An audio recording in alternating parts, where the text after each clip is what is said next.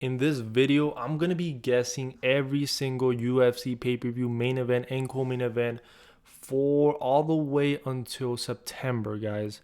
Because after September, I think it gets a little bit dicey. We have to see some of the outcomes of these matchups. And as of right now, we only have UFC 311 and UFC 312 to kind of base this off, right? We know UFC 311 is going to be Islam Makhachev facing off against Armin Saryukin. Co-main event is going to be Umar Nurmagomedov versus Merab Dvalishvili. For UFC 312, we have Sean Strickland versus Dricus du Plessis. Yang Wei Li versus Tatiana Suarez, and we do not know UFC 313. But I think at this point we kind of can guess what's going to be the main event of that card, especially the fact that we've been getting a lot of fight announcements for UFC 313 involving a lot of Brazilian fighters. I think we can all kind of guess that Alex Pereira is most likely going to be main eventing at UFC 313, and I think he's going to be facing Magomed Ankalaev. I know that a lot of people are kind of not expecting it. I think that because Alex Pereira was kind of implying that he's not going to be fighting Magomed Ankalaev next, people are like, oh my God, he's actually not going to fight Ankalaev. But I also think he's kind of messing around, man. I think he's messing around. I think he knows that, like, if he were to fight anybody that's not Magomed Ankalaev, like, the fans are going to go crazy. I mean, we almost went crazy when the UFC announced Khalil Roundtree fighting him last October, but thankfully that fight turned out to be a banger. But I think the UFC knows that the next rifle matchup that the fans really want to see is Alex Pereira versus Magomed Ankalaev. So I do think they're gonna make it for UFC 313 in March in Vegas, and I think for the co-main event they're gonna add Dan Hooker versus Justin Gaethje. I think that fight's gonna end up taking place. I think that's a great fight, guys. Something that I really want to see in 2025 is fresh matchups. I don't want to see the same old Gaethje versus Holloway, Gaethje versus Poirier, Poirier versus Chandler too. Like, I'm tired, man. I want to see some fresh matchups.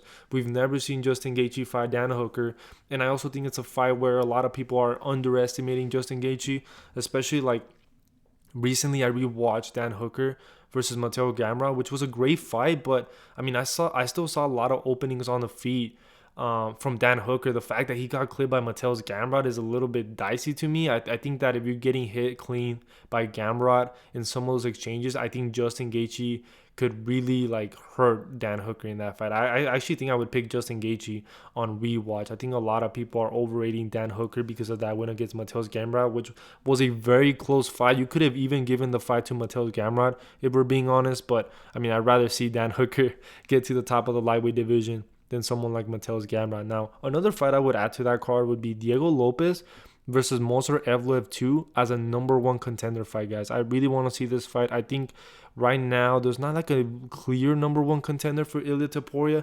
especially knowing that he's most likely going to fight Volkanovski in the rematch. So I would like to see Diego Lopez versus Movsar Evloev 2 as soon as possible as a number one contender fight for March.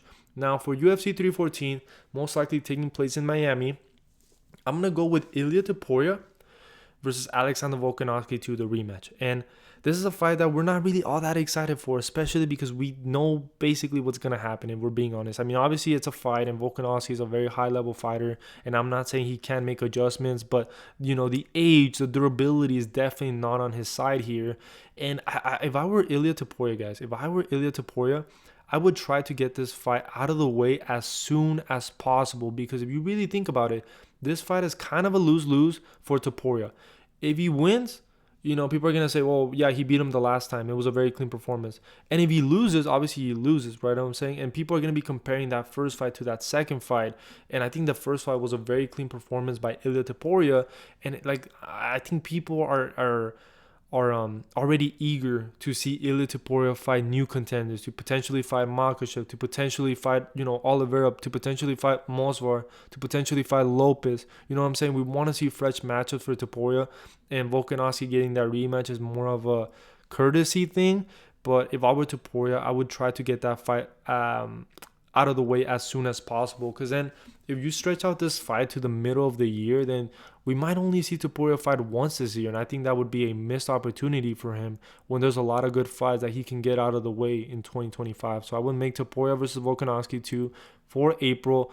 And then for the co-main event, I would love to see O'Malley versus Peter Yan 2.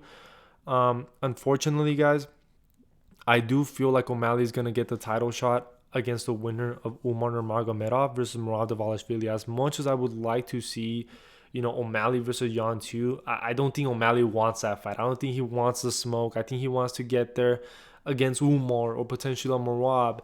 And not necessarily because, it's a more favorable matchup per se, but I also think he knows that I think the UFC is gonna hype it up as Umar and O'Malley being the next Conor McGregor Khabib type of matchup, even though we all know that's not true.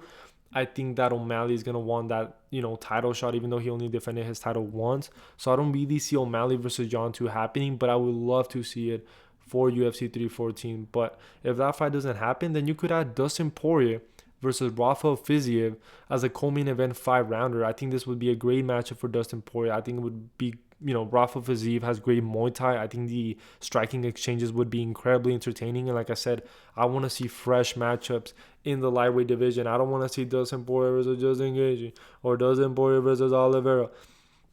I want to see fresh matchups in the lightweight division. I think this would be a matchup that would be a great fight to see in Miami. Now for UFC 315, Bilal Muhammad versus Shavkat Rakhmonov should take place on this card. I think it would be a great title fight.